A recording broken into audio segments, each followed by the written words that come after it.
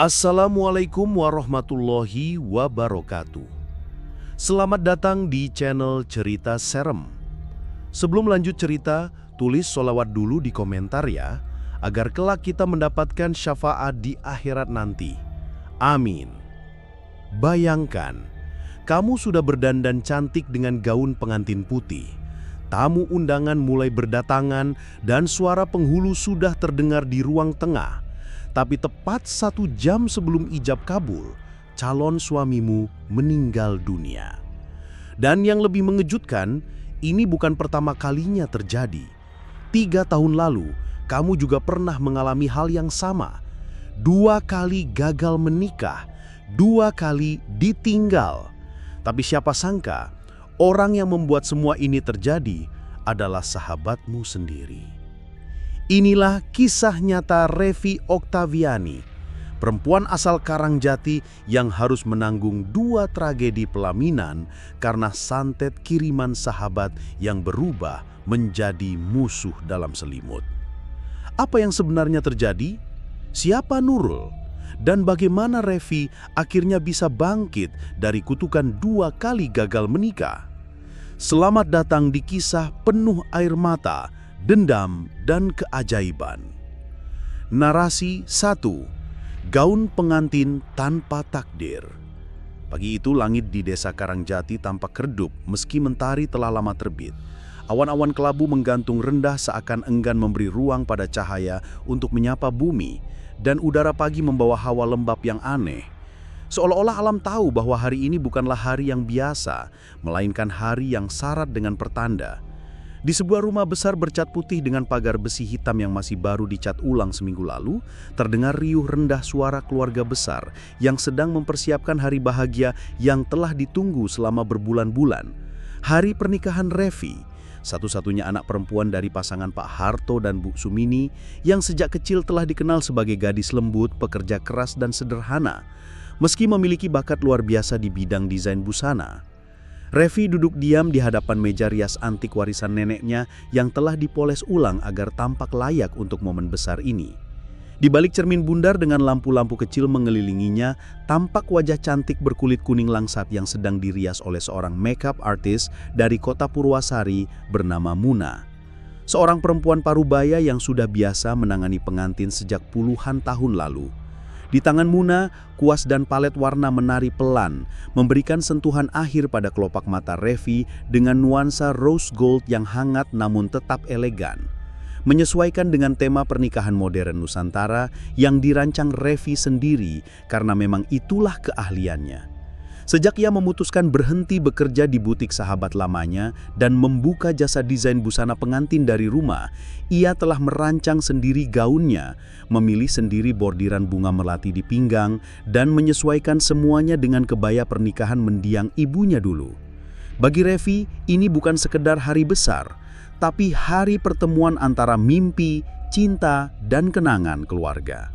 Namun di balik semua persiapan yang nyaris sempurna itu, dari gedung yang telah dibayar 50%, catering yang mulai berdatangan sejak pagi, pelaminan dari anyaman bambu dengan bunga segar yang dirangkai khusus oleh tim dekorasi dari kota, hingga dokumentasi, MC, hiburan, dan undangan yang telah disebar jauh-jauh hari, ada satu hal yang tak bisa Revi kontrol, hatinya. Sejak subuh tadi, perasaannya tak karuan. Bukan cemas biasa seperti yang wajar dialami calon pengantin, melainkan semacam kegelisahan dalam bentuk lain, gelap, dingin, dan menusuk, seperti ada kabut tebal yang menyelubungi dadanya tanpa alasan jelas. Malam sebelumnya, Revi nyaris tidak tidur. Ia hanya duduk diam di sudut ranjang dengan mata lebar dan pikiran melayang entah kemana. Tidak menangis, tidak berbicara, hanya berpikir terus-menerus, mengulang-ulang pertanyaan dalam benaknya yang tak kunjung mendapat jawaban. Kenapa aku takut? Padahal Danang calon suaminya adalah sosok yang begitu baik, bahkan sangat baik. Seorang pengusaha tekstil dari Purwasari yang lembut tutur katanya, sabar sikapnya, dan sejak awal menjalin hubungan 5 bulan lalu sudah menunjukkan niat serius untuk menikah. Ia bahkan mau menerima masa lalu Revi, yang tak pernah diceritakan kepada siapapun secara gamblang. termasuk luka pernikahan sebelumnya yang gagal karena Imam, lelaki yang pernah ia cintai sepenuh hati, menghilang tanpa kabar di hari pernikahan mereka 3 tahun lalu. Suara Muna yang pelan membuyarkan lamunan Revi. "Sudah selesai, Mbak Revi. Cantik banget, seperti bidadari." Revi mengangguk kecil, tersenyum samar, tapi tak menjawab. Ia hanya memandangi dirinya di cermin sekali lagi, mencoba meyakinkan diri bahwa hari ini akan berjalan sesuai rencana, bahwa hari ini ia akan menjadi istri seseorang, membangun rumah tangga dan meninggalkan semua luka di belakang. Tapi entah mengapa, gaun putih yang tergantung rapi di balik pintu kamar seperti mengingatkan Revi pada kenangan pahit, bukan masa depan. Ia merasa gamang, seolah tapis bisa berhenti kapan saja tanpa peringatan. Ponselnya yang tergeletak di meja rias bergetar pelan. Notifikasi dari grup keluarga muncul, penuh dengan pesan-pesan bahagia. "Ayo kita doakan Revi dan Danang. Akhirnya anak Ayu ini menikah juga. Selamat menempuh hidup baru." Revi hanya menatap layar tanpa membalas. Tapi tak lama kemudian, layar ponsel menampilkan satu nama yang membuat jantungnya mencelos. Alia, adik Danang. Hatinya seperti mencium kabar buruk sebelum jemarinya sempat menyentuh layar. Ia mengangkat panggilan itu dengan suara tercekat. "Halo Alia." Namun yang ia dengar justru suara panik di seberang sana. Suara terbata-bata yang seperti tak bisa memilih kata-kata. "Mbak, Kak Danang barusan kecelakaan." Dari jalan Tolara mau ke rumah Mbak Hani. Dunia Revi seketika runtuh. Ia berdiri, wajahnya pucat. "Apa? Serius kamu, Alia? Kecelakaan gimana?" Alia menjawab dengan cepat tapi panik. "Udah dibawa ke RS Bakti Nusa, Mbak. Mobilnya ringsek. Aku juga baru nyusul. Tolong cepat ke sana ya, Mbak." Tanpa pikir panjang, Revi langsung mencopot file renda dari kepala, meletakkan perlengkapan makeup yang masih menempel, lalu melangkah keluar kamar hanya dengan daster satin tipis dan wajah yang sudah diriat sempurna. Pemandangan yang membuat ibunya langsung panik melihatnya. "Revi, kamu mau kemana?" tanya Bu Sumini. "Danang, Bu. Danang kecelakaan. Aku harus ke rumah sakit sekarang," jawabnya sambil menyambar ponsel. Ayahnya, Pak Harto, yang mendengar langsung bergerak mengambil kunci mobil. "Ayo, ayah antarkan," katanya tegas. Mobil bergerak cepat menyusuri jalanan desa yang sepi dan berkabut. Revi duduk di kursi depan, menggenggam dashboard erat-erat seakan ingin menghentikan waktu. Nafasnya pendek-pendek, matanya menatap layar ponsel yang tak kunjung memberi kabar lanjutan. Dadanya terasa lebih sesak dibanding malam-malam sebelumnya. Ingatannya kembali ke masa lalu, ketika Imam menghilang, ketika ponsel juga hanya menampilkan centang 2 tanpa balasan, ketika semuanya seakan-akan menghilang di balik kabut takdir yang tak bisa ia lawan. Sesampainya di rumah sakit, Revi langsung berlari ke IGD, bahkan sebelum mobil berhenti sempurna. Lorong rumah sakit itu penuh orang, beberapa menangis. Alia berdiri di ujung lorong dengan wajah basah air mata. "Alia, di mana Danang?" tanya Revi dengan suara gemetar. Alia hanya menggeleng pelan, lalu berkata pelan, "Mbak, dia nggak sempat tertolong." Dan seketika, dunia Revi berhenti berputar. Ia terhuyung, tubuhnya melemah, pandangannya kabur. Dan di saat itulah, seorang perawat keluar dari ruang IGD, mendorong berangkar dengan tubuh tertutup kain putih di atasnya. Di ujung kaki, sepasang sepatu coklat mengintip. Sepatu yang Revi sendiri belikan untuk Danang seminggu lalu sebagai hadiah kecil untuk pernikahan mereka. Pingsan? Bukan pilihan, tapi tubuh Revi menyerah. Gelap, hening, hancur. Dan semua yang pernah ia bangun, semua harapan yang ia rajut ulang dari puing-puing cinta yang lama, kini lagi-lagi tercerai-berai dalam satu hari. Di hari ia harusnya sah secara agama dan negara menjadi istri dari seorang lelaki yang ia cintai. Tapi takdir, seperti biasa, lagi-lagi datang dengan wajah dingin dan tangan kosong.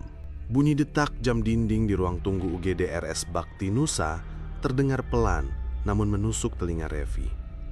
Waktu seakan berjalan lambat, seolah ikut merayakan tragedi yang baru saja menimpa hidupnya. Tubuhnya gemetar, kulitnya dingin meski tak ada AC yang menyala di ruangan itu. Gaun pengantin yang belum sempat dikenakan kini tergulung di pelukannya, menempel erat di dada seperti selimut harapan yang hancur. Rambutnya yang disanggul setengah kini acak-acakan, dan riasan wajah yang semula begitu sempurna telah luntur bercampur air mata. Di sekelilingnya, suara-suara terdengar seperti gema yang tidak jelas, tak masuk ke telinga, tak menyentuh hati. Semua seperti kabur, seperti dunia menolaknya untuk hidup utuh. Di kursi tunggu sebelahnya, Bu Sumini menggenggam tangan putrinya erat. Sesekali ibu tua itu menyeka air matanya sendiri dengan ujung kerudung. Di sisi lain, Pak Harto, sang ayah, duduk dengan wajah menunduk dalam diam. Matanya merah dan sayu, tapi tak ada satupun kata yang keluar dari bibirnya. Tangannya mengepal di atas paha, mencoba menahan gejolak batin yang begitu besar. Ia tahu, sebagai ayah, tak seharusnya ia menangis lebih dulu. Tapi hari ini, dunia menampar mereka terlalu keras. Jasad Danang telah dibawa ke ruang jenazah. Beberapa kerabat dari pihak keluarga Danang berdatangan. Mereka datang dengan wajah duka dan bingung, antara ikut meratapi kehilangan atau menenangkan Revi yang masih terlihat seperti orang setengah sadar. Alia, adik Danang, duduk tak jauh dari Revi. Ia hanya bisa menangis dan sesekali menunduk meminta maaf. "Maaf Mbak, maaf, aku nggak tahu harus bilang apa." Revi tidak menjawab. Ia tidak bisa menjawab. Suaranya telah pergi bersama satu bagian jiwanya yang retak di hadapan pintu UGD tadi. Jiwanya separuh mati. Yang tersisa hanya tubuh lelah, napas pendek, dan air mata yang tak berhenti mengalir. Ia memeluk gaun putih itu lebih erat lagi. Bunga melati bordir di pinggang gaun itu terasa kasar di kulitnya. Namun ia tak peduli. Gaun itu saksi bisu tentang cinta yang tak sempat terucap, tentang harapan yang lagi-lagi dibungkam oleh maut. "Kenapa harus aku, Bu?" bisiknya pelan. Bu Sumini langsung menunduk memeluk anak gadisnya dari samping. "Nak, sabar ya. Allah punya rencana. Tapi kenapa selalu aku yang kehilangan? Aku sudah coba bahagia, Bu. Sudah coba percaya lagi." Revi menangis lebih kencang. Suaranya lirih namun menyayat. Tangis Revi mengalir tak terbendung. Bukan hanya karena kehilangan Danang, tapi karena luka lama yang seakan kembali menganga. Luka yang bahkan belum benar-benar sembuh dari 3 tahun lalu. Ketika ia ditinggal Imam, calon suami pertamanya. Waktu itu tak ada kecelakaan, tak ada jasad, tak ada jenazah. Hanya hilang, menguap. Ponsel dimatikan, keluarga tidak bisa dihubungi. Semua persiapan yang telah dibuat dengan penuh cinta berubah jadi mimpi buruk hanya dalam semalam. Hari itu, Revi merasa harga dirinya direnggut. Bukan karena ditinggal, tapi karena tak diberi alasan. Imam tak pernah kembali. Ia tak pernah menjelaskan. Revi hanya tahu dari seorang teman bahwa Imam tak sanggup menikahi wanita seperti Revi. Kata-kata itu menghantui hidupnya selama bertahun-tahun. Apa maksudnya? Wanita seperti apa? Ia tak pernah bermain-main dalam hubungan. Ia setia, ia tulus. Tapi ditinggal tanpa pamit, tanpa penjelasan, membuat luka itu terasa seperti racun yang menetes perlahan ke dalam jiwanya. Dan kini semua itu terulang, tapi lebih kejam.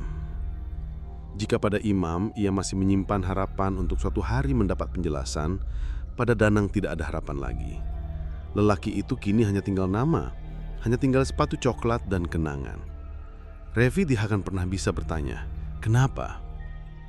Di rumah sakit itu waktu terus berjalan. Siang berganti sore, langit makin mendung seperti hati Revi yang gelap tak berujung. Para petugas mulai memindahkan jasad Danang ke ruang mobil jenazah. Beberapa kerabat dari pihak keluarga Danang membacakan doa pelan. Tangis pecah dari ruang jenazah, tapi Revi hanya duduk diam, menunduk. Ia tidak sanggup melihat, tidak sanggup menghadapi kenyataan bahwa lelaki yang hampir menjadi suaminya kini hanya tubuh tak bernyawa. Pak Harto menghampiri. "Revi nak, kita pulang dulu ya, kamu butuh istirahat." Revi menggeleng. "Aku mau ikut ke rumah duka." "Tidak usah dulu Revi, kamu harus jaga diri. Kita antar nanti kalau kamu sudah lebih tenang." Revi tetap diam, tapi akhirnya membiarkan dirinya digandeng oleh ibunya keluar gedung rumah sakit. Sinar matahari sore menyilaukan matanya yang bengkak. Sesampainya di rumah, Revi langsung masuk ke kamar dan menguncinya. Ia tidak berkata sepatah kata pun. Gaun pengantin yang tadi ia peluk, kini ia lempar ke sudut ruangan. Bukit bunga yang masih utuh, ia ambil lalu dilempar ke lantai. Kelopaknya terlepas satu-satu, seperti harapannya. Ia berjalan pelan ke depan cermin, wajahnya masih dipenuhi sisa make up, seperti topeng tragis di atas luka yang dalam. Ia menatap dirinya sendiri lama sekali. "Kamu sial, Revi. Kamu kutukan. bisiknya pada bayangan di cermin. Ia merasa jijik pada dirinya sendiri, merasa tak pantas dicintai, merasa ditolak oleh kehidupan. Ia menatap mata sendiri yang kini tak bercahaya. Lalu tangannya perlahan meraih silet kecil yang terletak di meja kecil. Ia memandang benda itu lama, ujung tajamnya menyilaukan di bawah lampu kamar yang remang. Dalam benaknya hanya satu. Mungkin dengan luka yang terlihat, rasa sakitnya akan lebih mudah dihadapi. Karena luka yang tak berdarah menyiksa dalam diam. Tapi sebelum silet itu sempat menyentuh kulitnya, pintu kamar digedor keras dari luar. Suara Pak Harto terdengar parau, penuh kepanikan. "Revi, buka pintunya, Revi!" Bu Sumini menangis sambil mengetuk-ngetuk daun pintu. "Nak, jangan tinggalin kami. Kamu bukan sendiri. Kami masih di sini." Revi terdiam. Tangannya bergemetar. Ia mendengar suara ayahnya tercekak. "Nak, kamu gak pikir kami gak hancur lihat kamu kayak gini? Kami kehilangan Danang, tapi jangan kami kehilangan kamu juga."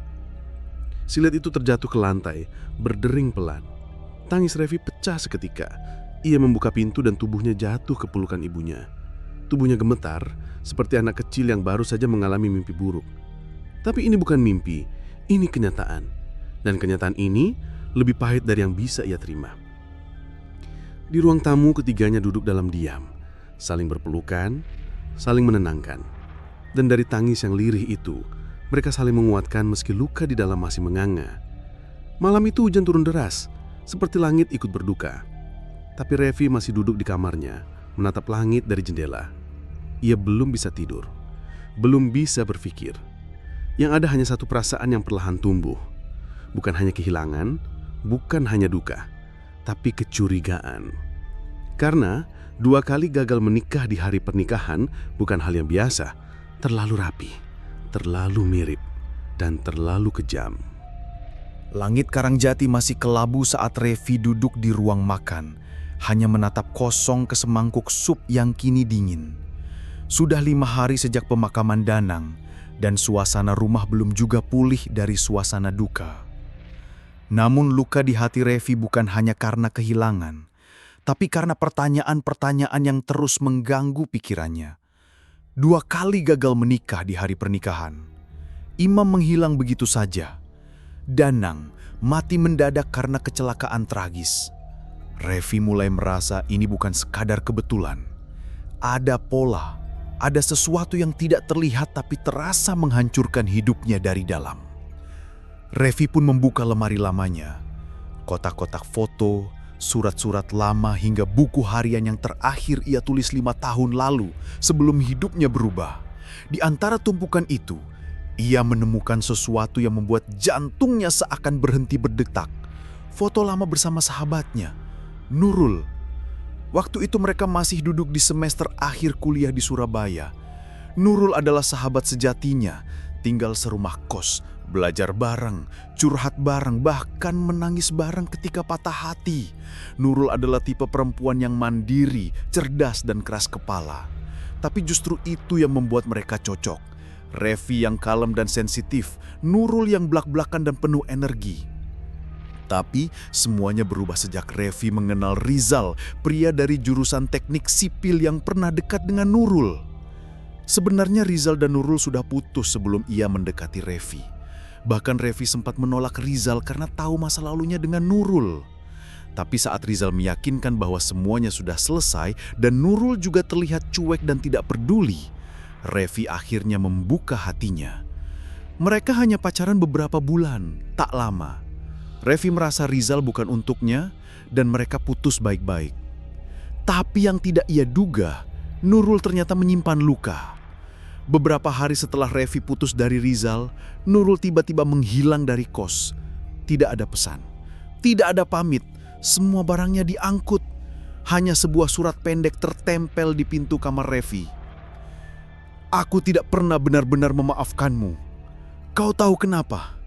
Kau akan mengerti nanti. Dan saat itu tiba, jangan pernah mencariku." Revi masih ingat rasa dingin yang menjalar di tengkuknya saat membaca surat itu. Ia tidak mengerti, ia merasa dikhianati, tapi juga merasa bersalah meskipun ia tak pernah berniat menyakiti Nurul. Sejak itu, komunikasi mereka benar-benar terputus. Revi pernah mencari lewat media sosial, tapi akun Nurul lenyap. Teman-teman lama pun tidak tahu kemana Nurul pergi. Dan kini, 5 tahun kemudian, 2 kejadian tragis menghantam Revi di waktu yang sama. Kehilangan Imam dan Danang. 2 pria yang sempat dekat dan keduanya gagal menikah. Revi mulai menghubungkan semuanya. Mungkinkah Nurul yang melakukan ini? Pikiran itu mengguncangkan Revi, tapi juga membuatnya terdorong untuk mencari kebenaran. 2 minggu kemudian, Revi memutuskan kembali ke Surabaya. Ia ingin menelusuri jejak masa lalu. Ia mulai dari kos lama di daerah Nginden, tempat ia dan Nurul dulu tinggal. Kos itu masih berdiri, tapi sudah dikelola orang baru. Iya, Mbak, saya pengelola yang baru.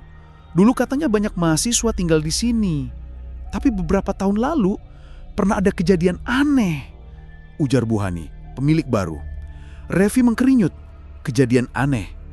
Waktu itu ada cewek yang tinggal di kamar paling pojok. Kamar kalian berdua katanya. Dia sering berteriak tengah malam, kadang seperti ngomong sendiri.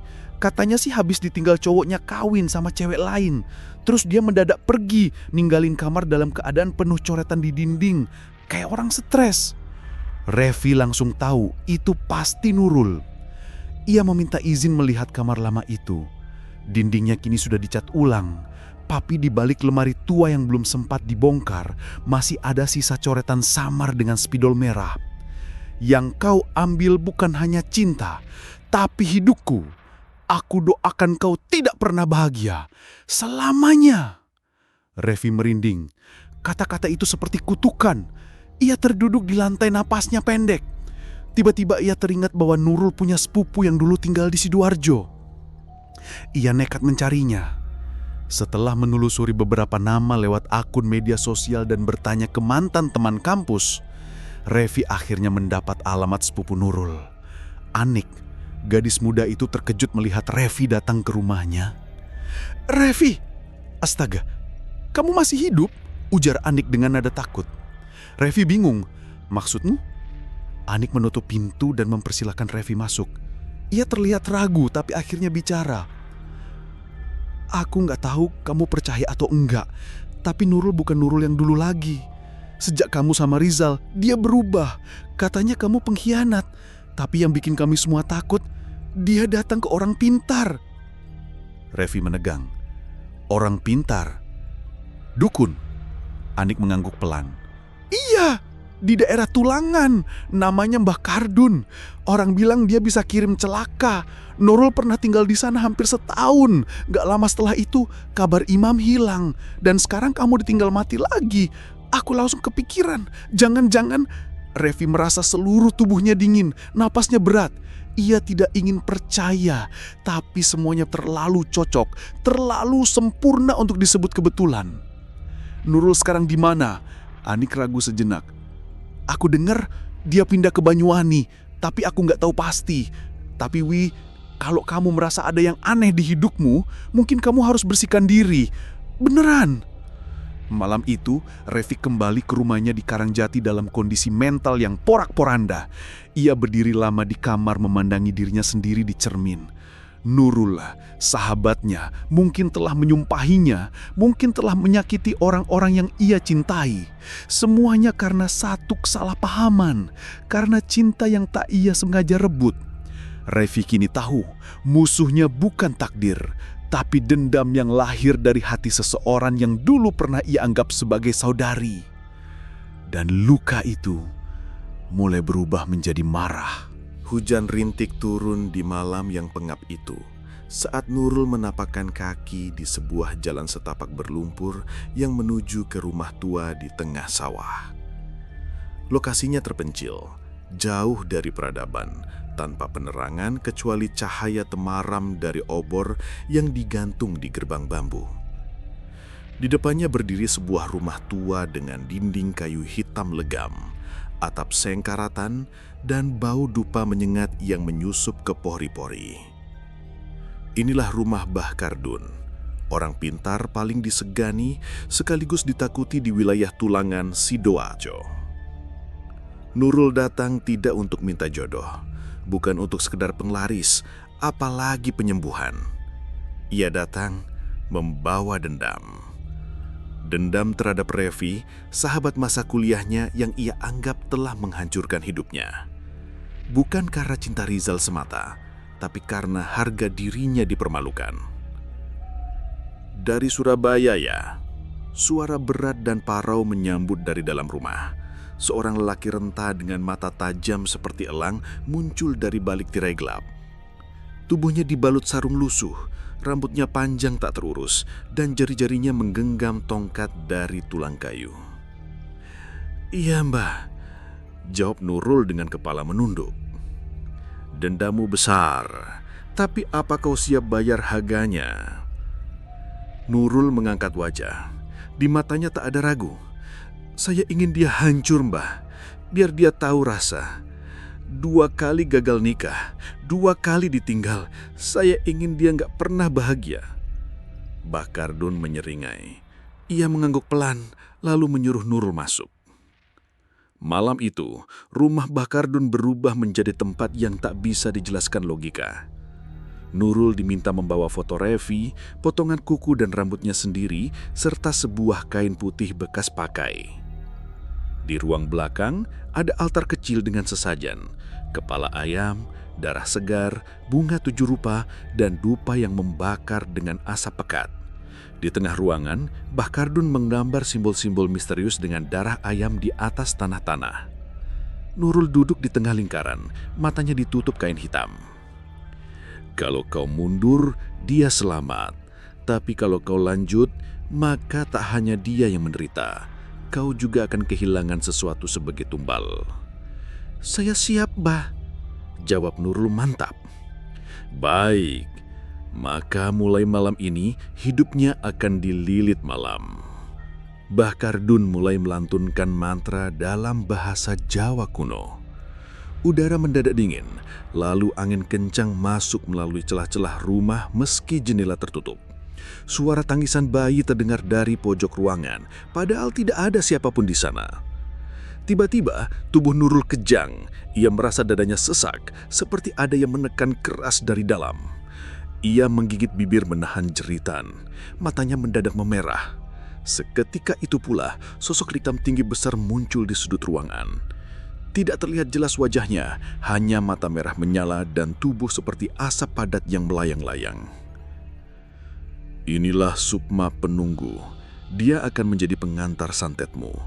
Tapi sebagai gantinya, bagian dari tubuh dan jiwamu akan menjadi miliknya setiap kali permintaanmu dikabulkan," bisik Mbah Kardun. Nurul mengangguk. Meski tubuhnya mulai lemas, hatinya masih panas. Ia ingin Revi hancur. 3 bulan setelah ritual itu, kabar pertama datang. Imam, pria yang sedang dekat dengan Revi kala itu, tiba-tiba menghilang. Konon ia pergi keluar kota dan tak pernah kembali. Revi mencari, tapi tak menemukan jejak. Nurul hanya diam saat mendengar kabar itu. Ia tidak menangis, tidak bersorak, tapi di dalam hatinya, ia tahu santet pertamanya berhasil. Namun sejak itu, mimpi-mimpi aneh mulai menghantuinya. Ia sering melihat sosok bayangan hitam berdiri di sudut kamarnya. Rambutnya mulai rontok berlahan, telapak tangan sering berkeringat darah. Tapi semua itu ia anggap biasa. Sakit hati lebih menyakitkan, begitu pikirnya. Tahun demi tahun berlalu, Nurul berpindah-pindah tempat tinggal, kadang di Banyuwangi, kadang di Malang, tapi setiap malam Jumat, ia selalu melakukan ritual kecil di kamarnya, membakar dupa, menyebut nama Revi, lalu menyayat jari sendiri sebagai penegas permintaan. Dan saat Revi kembali menjalin cinta, kali ini dengan Danang, Nurul kembali ke rumah Mbah Kardun untuk memperkuat santetnya.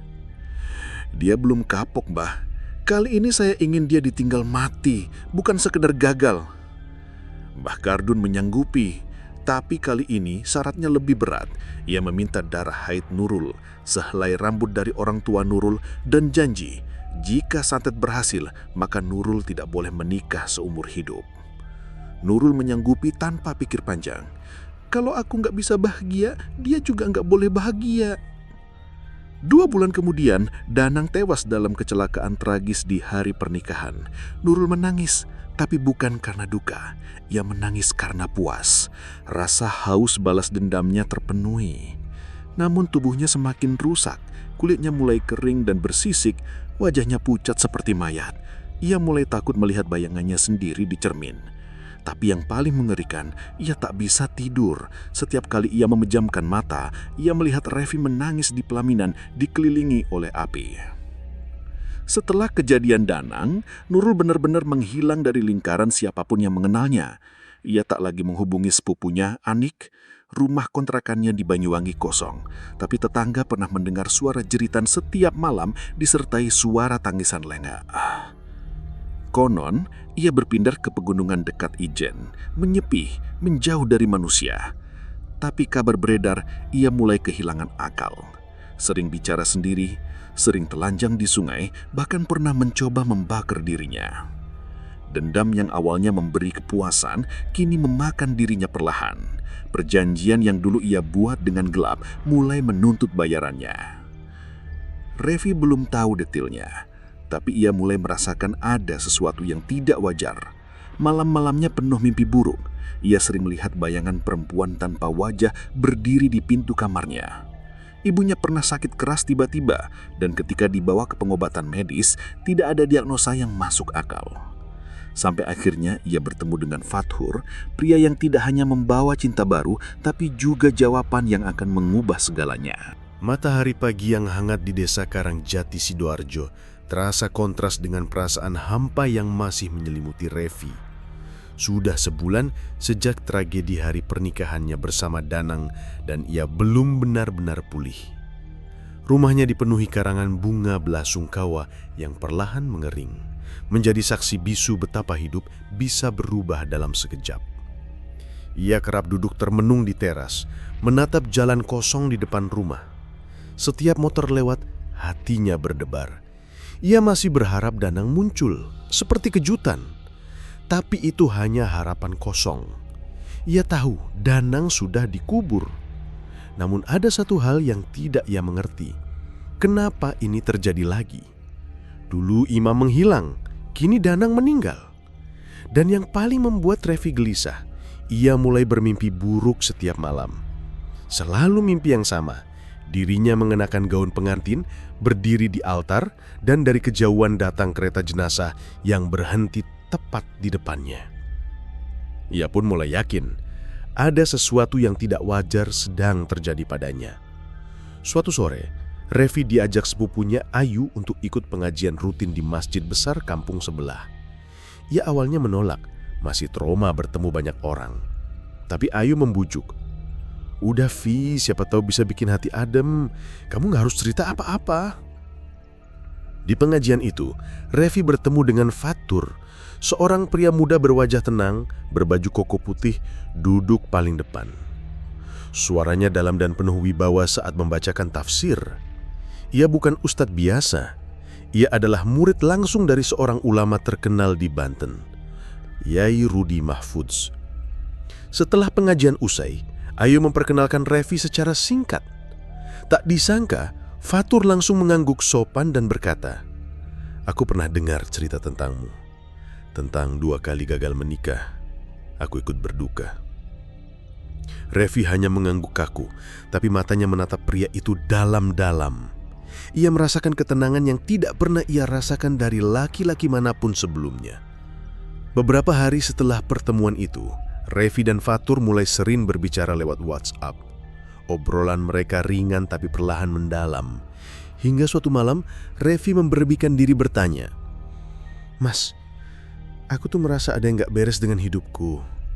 2 kali gagal nikah, terus mimpi-mimpi aneh, dan ibuku sakit tiba-tiba tanpa sebab."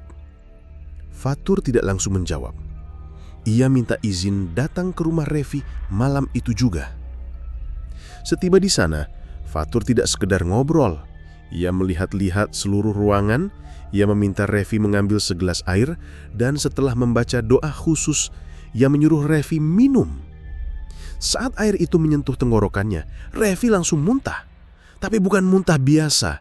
Yang keluar adalah gumpalan rambut, benang hitam, dan serpihan kain kafan kecil. Revi menjerit. Ibunya pingsan, Ayu ketakutan. Tapi Fatur tetap tenang. Maaf Revi, kamu sedang kena gangguan kiriman. Santet. Sudah cukup lama. Fatur kemudian menghubungi gurunya di Banten, Kiai Rudi, lewat video call. Sang Kiai meminta Fatur untuk membawa beberapa benda Revi, sisir, bantal, dan foto masa kecil. Dari sinilah semuanya terbongkar. Kiai Rudi berkata, ada sosok perempuan yang menyimpan dendam besar padamu. Ia pernah sangat dekat, tapi kini berubah menjadi bayang-bayang jahat. Revi terdiam. Satu nama langsung muncul di benaknya, Nurul. Dulu mereka sahabat tak terpisahkan, tapi segalanya hancur sejak insiden cinta segitiga antara Nurul, Rizal, dan dirinya. Revi tidak pernah merasa merebut Rizal, tapi Nurul selalu yakin bahwa Revi melakukannya dengan sengaja. Aku nggak pernah ngelakuin itu, sumpah, bisik Revi dengan mata berkaca-kaca. Fatur menggenggam tangannya. Kamu nggak salah, tapi orang yang salah sudah memilih jalan paling kelam, meminta bantuan jin untuk menghancurkanmu. Sementara itu, di Banyuwangi, Nurul sedang menjalani ritual paling ekstrim bersama Mbah Kardun. Setelah santet untuk Imam dan Danang berhasil, ia kini minta satu hal lagi, agar Revi tidak bisa menikah seumur hidup. Tapi tubuhnya semakin rusak. Kulitnya sudah seperti ular, mengelupas dan bersisik. Giginya rontok satu persatu. Rambutnya tinggal setengah. Tapi Nurul tak peduli. Ia rela menukar sisa hidupnya asalkan Revi tidak bahagia. Dia harus sendiri sampai mati, katanya dengan suara serak. Tapi Mbah Kardun memperingatkan, kalau dia dilindungi orang sakti, santetmu bisa berbalik dan kamu bisa binasa. Nurul tertawa pelan. Aku nggak takut mati. Fatur mulai melakukan ruqyah rutin di rumah Revi. Ia juga menanam beberapa benda khusus di 4 sudut rumah untuk penghalang gangguan gaib. Selain itu, ia mencari tahu lokasi dukun pengirim santet melalui bantuan kiai dan sahabat spiritualnya dari Banten dan Jombang. Beberapa kali jin kiriman mencoba menyerang balik. Revi sering kerasukan saat tidur. Kadang matanya berubah hitam, suaranya berat, dan tubuhnya sulit dikendalikan.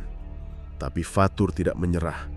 Ia mengurung jin tersebut dalam botol kecil dan menyegelnya dengan ayat-ayat Al-Quran. Ini belum selesai, tapi kamu sudah melewati fase paling berat. Di tengah proses penyembuhan itu, benih cinta perlahan tumbuh antara Revi dan Fatur. Tapi Fatur menjaga jarak. Ia tahu selama gangguan belum benar-benar hilang, Revi belum sepenuhnya bebas. Namun Revi merasakan bahwa hanya Fatur yang bisa membuatnya merasa aman. Bukan karena kekuatan spiritualnya, tapi karena ketulusan dan keyakinannya bahwa semua ini bisa diselesaikan tanpa membalas dendam. Dan tanpa Revi sadari, malam demi malam, santet itu mulai lenyap, Nurul mulai kehilangan kendali atas jin yang ia sewa, dan dari balik dunia gaib, satu kekuatan mulai bangkit dan berbalik menyerang sumbernya. Pagi itu, langit Karangjati tampak mendung, seolah menyimpan rahasia besar yang akan segera terbongkar. Revi berdiri di pekarangan rumah dengan rambut dikuncir seadanya. Wajahnya terlihat lebih segar. Sudah 2 minggu sejak Fathur melakukan ruqyah pertamanya, dan perubahan dalam diri Revi mulai terasa. Mimpi buruk masih datang, tapi intensitasnya berkurang. Tubuhnya tak lagi sering demam tanpa sebab. Bahkan, ibunya pun sudah mulai pulih dari sakit aneh yang dulu tak bisa dijelaskan dokter. Namun satu pertanyaan besar masih menggantung di benaknya. Sebenarnya siapa yang begitu ingin hidupku hancur? Fathur, yang kini hampir setiap hari datang ke rumahnya, tahu bahwa jawaban itu tidak bisa ditebak dengan logika manusia biasa. Maka ia mengambil satu keputusan penting, mengajak Revi langsung ke Serang, Banten, tempat tinggal gurunya, Kiai Rudi Mahfuz. Perjalanan dari Sidoarjo ke Serang ditempuh dalam 12 jam perjalanan darat. Selama perjalanan, Revi lebih banyak diam. Kepalanya penuh bayangan masa lalu, Nurul, Imam, Danang, dan bayangan wajah-wajah yang pernah ia anggap keluarga, tapi ternyata menyimpan racun.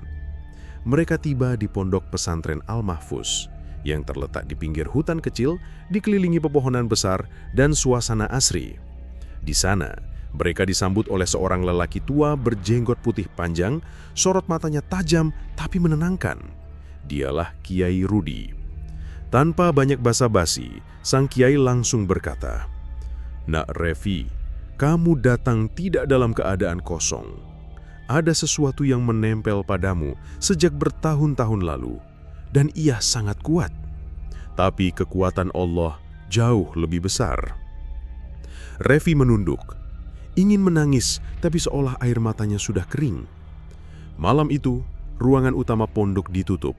Hanya ada 5 orang di dalam, Kiai Rudi, Fathur, Revi, dan 2 santri kepercayaan yang akan membantu jalannya ritual. Di tengah ruangan, diletakkan baskom berisi air zam-zam, dupa, dan selembar kain putih kosong. Kiai Rudi memulai dengan zikir dan bacaan ayat-ayat ruqyah yang menggema seperti suara gemuruh. Tak lama kemudian, tubuh Revi mulai bergemetar. Tangannya mengepal, matanya memejam kuat, dan mulutnya bergetar seperti ingin berteriak tapi ditahan. Tiba-tiba, suara berat keluar dari mulut Revi, tapi itu bukan suaranya. Dia tidak boleh menikah, dia harus sendiri sampai mati. Fathur langsung membaca ayat kursi dengan lantang. Kiai Rudi mendekatkan mulutnya ke telinga Revi dan bertanya dengan tegas, "Siapa kamu? Siapa yang mengutusmu?" Suara itu menjawab lirih, "Nurul, anak manusia yang menyerahkan tubuh dan jiwanya pada Tuanku. Dia membayarku dengan darah dan kehormatannya. Aku hanya menjalankan perintah." Revi menjerit, tubuhnya seperti terbakar. Namun Kiai Rudi tak berhenti. Ia menggulung kain putih dan menaburkannya dengan garam dan air zam-zam, lalu dilemparkan ke pojok ruangan. Seketika, suara aneh itu menghilang. Revi tergeletak, lemas. Tapi untuk pertama kalinya dalam bertahun-tahun, ia bisa menarik napas panjang tanpa beban di dadanya. Usai ritual, Kiai Rudi memanggil Fathur secara pribadi. Ia berkata bahwa santet yang dikirim pada Revi adalah jenis pelet pemutus nasib, salah satu santet tertinggi dari daerah Timur Jawa. Tidak semua dukun bisa melakukannya, dan pengaruhnya bisa menular ke keturunan. "Berarti ibunya Revi juga kena imbasnya?" tanya Fathur. Kiai Rudi mengangguk. "Santet ini ditanam dalam garis kehidupannya, harus dihentikan di sumbernya. Kalau tidak, gangguan ini akan terus berulang bahkan setelah Revi menikah." Fathur bermadya, "Siapa sumbernya, Kiai?" Kiai Rudi menjawab pelan, tapi jelas. "Namanya Nurul. Ia sekarang sudah berada di titik akhir kehancurannya sendiri." Sementara itu, di sebuah rumah kecil dan gelap di Banyumani, Nurul sedang mengalami derita yang tak bisa dijelaskan medis. Tubuhnya kurus, matanya merah menyala, dan mulutnya tak berhenti mengigau nama, "Revi, Revi, aku lebih cantik dari kamu. Kenapa semua milik kamu?" Orang tuanya sudah membawa Nurul ke dokter, psikolog, hingga ustadz lokal, tapi tak ada yang berhasil menyembuhkan. Setiap malam, suara tangis dan teriakan histerisnya terdengar sampai tetangga. Rambutnya rontok habis, kulitnya menghitam, dan setiap makanan yang masuk dimuntahkan darah. Mbah Kardun, dukun yang membantunya, sudah kabur sejak Revi diruqyah. Ia tahu santet yang dipatahkannya telah berbalik arah, dan ia tidak mau menanggung akibatnya. Beberapa hari setelah ritual di Banten, Revi mulai merasakan hidupnya berubah. Ia tidur tenang, tidak mimpi aneh lagi. Setiap sholat, hatinya terasa ringan. Bahkan ibunya pun sudah mulai senyum dan bisa makan dengan normal. Satu pagi, burung-burung pipit bersarang di pohon mangga depan rumah mereka. Sebuah tanda yang oleh orang tua Karangjati diyakini sebagai simbol berakhirnya musibah. Di malam Jumat itu, Revi sholat tahajud untuk pertama kalinya dalam 2 tahun. Ia menangis lama di sajadah, bukan karena sedih, tapi karena ia merasa Tuhan masih mencintainya, meskipun sudah melewati cobaan yang begitu berat. Beberapa hari kemudian, Fathur mengajak Revi ke taman masjid tempat mereka pertama kali bertemu. Ia membawa sebuket bunga melati dan berkata pelan, "Revi, kalau kamu sudah siap, aku ingin melamarmu. Tapi aku nggak akan memaksamu. Aku hanya ingin kamu tahu, aku ada bukan untuk menyelamatkanmu, tapi untuk menemani kamu menyelamatkan dirimu sendiri." Revi terdiam, tapi air matanya jatuh. "Aku nggak bisa janji buat jadi sempurna, Mas. Tapi aku pingin kau bahagia, meskipun aku takut." Fathur senyum. Bahagia itu bukan tanpa takut, tapi tetap melangkah meski kita takut. Malam itu, langit Karangjati terang oleh cahaya bulan. Tidak ada hujan, tidak ada angin kencang. Tapi suasana di dalam rumah Revi terasa lain. Sejak malam ruqyah di Pondok Kiai Rudi, Revi merasakan kelegaan. Tapi bersamaan dengan itu, firasat aneh juga mulai muncul. Seolah alam sedang bersiap membalas semua kejahatan yang sempat dibiarkan terlalu lama. Fathur, yang sudah tinggal sementara di desa itu untuk mendampingi Revi dan keluarganya, menerima telepon dari Kiai Rudi. Suaranya berat. "Fathur, santet itu sudah benar-benar patah. Tapi kamu harus tahu, pelakunya sekarang sedang dihukum oleh apa yang ia undang sendiri. Ini bukan lagi urusan manusia. Ini sudah jadi urusan langit." Fathur tak banyak bicara. Ia hanya menatap Revi yang sedang menyapu halaman dengan wajah tenang. Setelah semua yang ia lewati, Fathur tahu saatnya keadilan ditegakkan meski bukan lewat tangan mereka. Di sisi lain Pulau Jawa, tepatnya di desa kecil di Banyuwangi, Nurul terjebak dalam penderitaan yang tak bisa dijelaskan oleh logika medis maupun agama. Rumahnya kini seperti kuburan. Langit di atasnya selalu mendung meski di tempat lain cerah. Tetangga tak ada yang berani mendekat.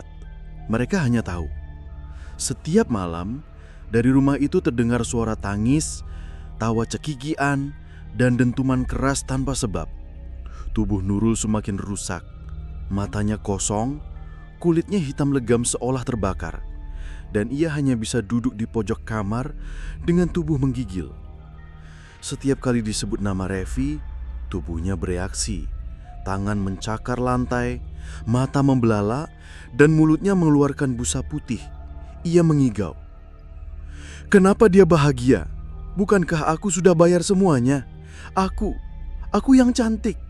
Aku yang lebih dulu." Ibunya, Bu Eti, hanya bisa menangis. Ia menyesal pernah membiarkan anaknya datang ke dukun. Bahkan ia sendiri yang mengantar Nurul ke rumah Mbah Kardun 3 tahun lalu. Ia tak tahu, keputusan itu akan merenggut waras anak kandungnya.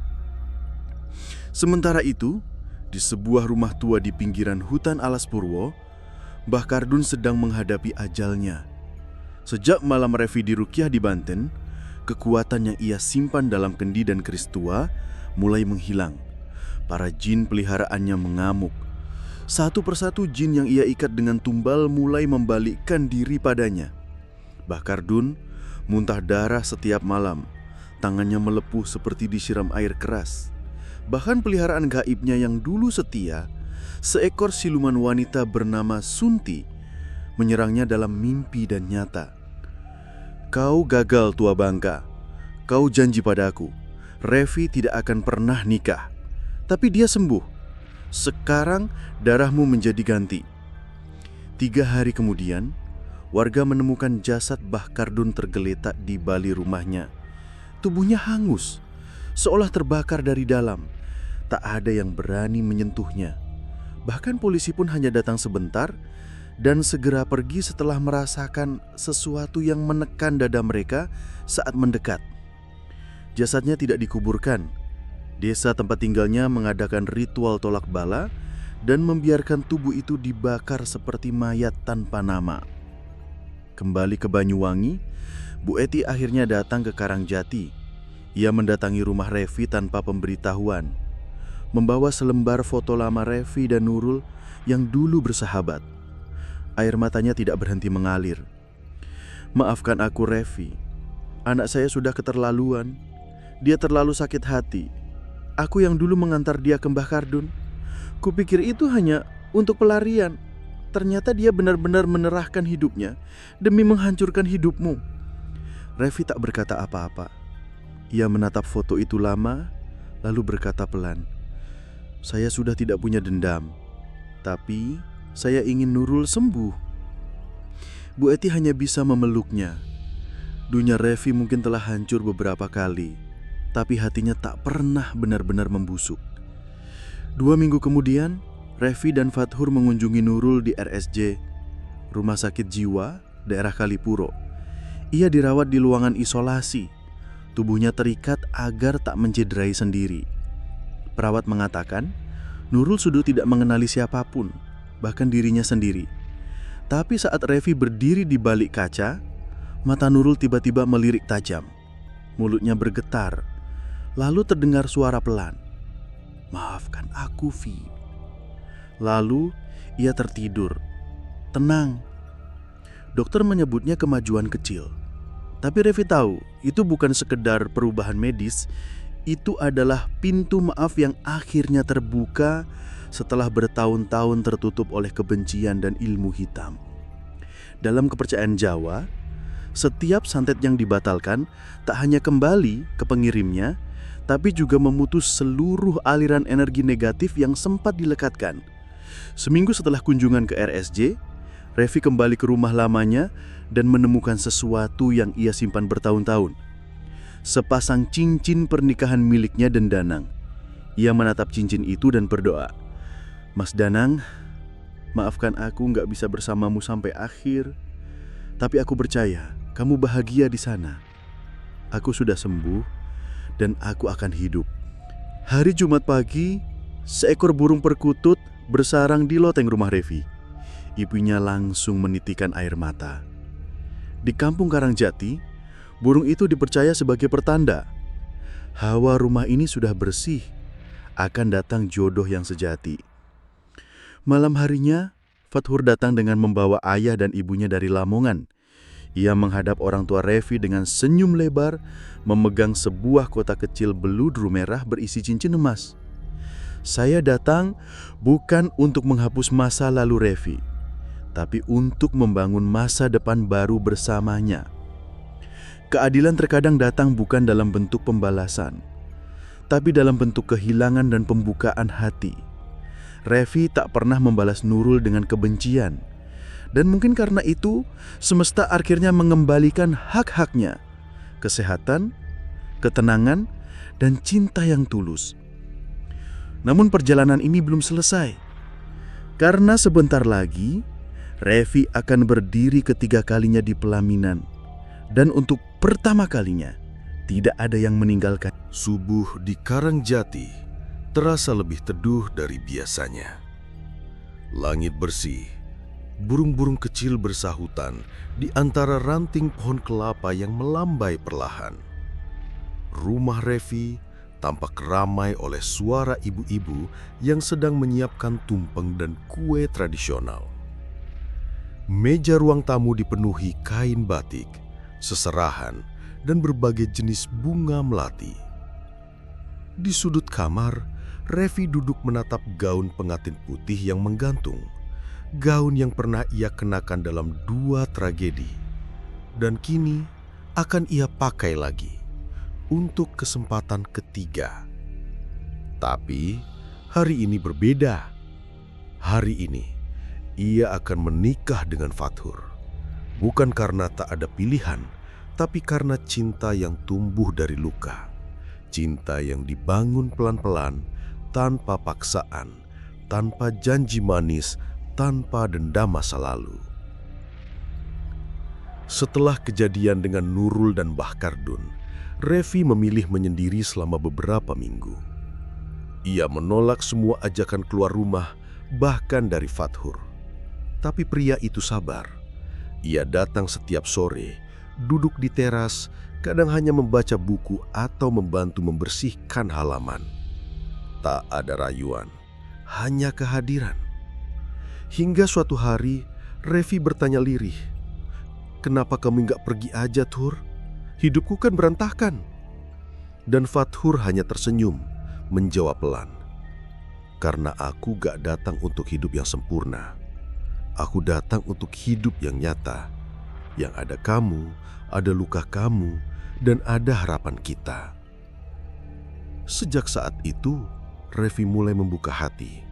Bukan karena dipaksa, tapi karena ia merasa aman. Tepat sebulan setelah pertemuan terakhir mereka di rumah sakit jiwa tempat Nurul dirawat, Fathur datang membawa orang tuanya dari Lamongan. Mereka datang bukan dengan rombongan besar, melainkan hanya 4 orang, membawa makanan khas kampung dan 1 kotak kecil berisi cincin emas putih bertuliskan lafaz Bismillah. Di depan keluarga Revi dan beberapa tetangga, Fathur menyampaikan lamarannya dengan penuh hormat. "Saya tahu hidup Revi tidak mudah, tapi saya percaya dari luka yang dalam akan tumbuh kekuatan yang luar biasa. Saya tidak menjanjikan hidup mewah, tapi saya akan menjadikan Revi rumah, bukan tempat singgah. Izinkan saya menjadi pelabuhan terakhirnya." Semua terdiam. Hanya suara angin yang terdengar. Lalu Pak Agus, ayah Revi, mengangguk sambil menahan tangis. "Lamaran diterima, Nak, dengan segala restu dan doa kami." Hari itu akhirnya datang. Akad nikah diselenggarakan di halaman rumah dengan tenda sederhana, tanpa panggung mewah, tanpa MC profesional. Tapi semuanya terasa hangat dan sakral. Revi mengenakan gaun putih yang pernah 2 kali gagal mengantarkannya ke pelaminan. Kali ini ia memakainya dengan bangga, bukan sebagai simbol trauma, tapi simbol kemenangan bahwa ia mampu bangkit dari 2 kegagalan paling kelam dalam hidupnya. Fathur mengenakan baju koko putih dan sarung tenun khas Banten. Wajahnya tenang, bibirnya terus melafalkan salawat. Saat ijab kabul diucapkan, suara Fathur jelas dan mantap. "Saya terima nikahnya Revi Oktaviani binti Agus Saputra dengan mas kawin seperangkat alat sholat dan cincin emas dibayar tunai." Tangis pecah. Revi menangis, ibunya menangis, bahkan beberapa tetangga pun ikut terseduh. Bukan karena sedih, tapi karena mereka tahu betapa berat perjalanan Revi menuju titik ini. Di tengah resepsi kecil itu, sebuah mobil datang perlahan. Dari dalamnya keluar seorang wanita paruh baya, Bu Eti, ibu Nurul. Ia datang membawa sebuah bingkisan kecil dan karangan bunga. Semua terdiam saat ia menghampiri Revi dan Fathur. "Saya tahu ini mungkin tidak pantas, tapi saya ingin datang, mewakili anak saya yang sedang berjuang untuk sembuh. Saya tidak minta dimaafkan, saya hanya ingin Revi tahu, tidak semua luka harus dibalas dengan luka. Kadang, dimaafkan adalah hukuman yang paling berat bagi pelaku." Revi memeluk Bu Eti. "Terima kasih sudah datang, Bu. Itu artinya banyak sekali buat saya."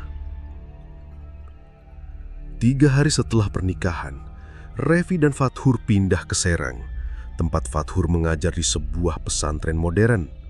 Mereka memulai hidup baru di sebuah rumah kecil di pinggir sawah. Tak ada AC, tak ada sofa empuk, tapi ada ketenangan. Revi mulai mengajar anak-anak mengaji, Fathur menulis buku tafsir ringan untuk remaja. Mereka hidup dengan tenang, jauh dari sorotan, jauh dari luka masa lalu. Di Banyuwangi, kondisi Nurul perlahan membaik. Ia tak lagi mengamuk. Ia mulai mengenali ibunya, bahkan mulai bisa membaca huruf hijaiyah dari papan gambar. Dokter menyebut itu keajaiban. Tapi Bu Eti tahu, itu bukan hanya karena obat, tapi karena dosa yang mulai dicuci dengan air mata dan penyesalan. Setiap malam, Bu Eti membacakan surat Yasin di kamar Nurul. Kalau kamu sembuh, kita minta maaf ke Revi lagi ya.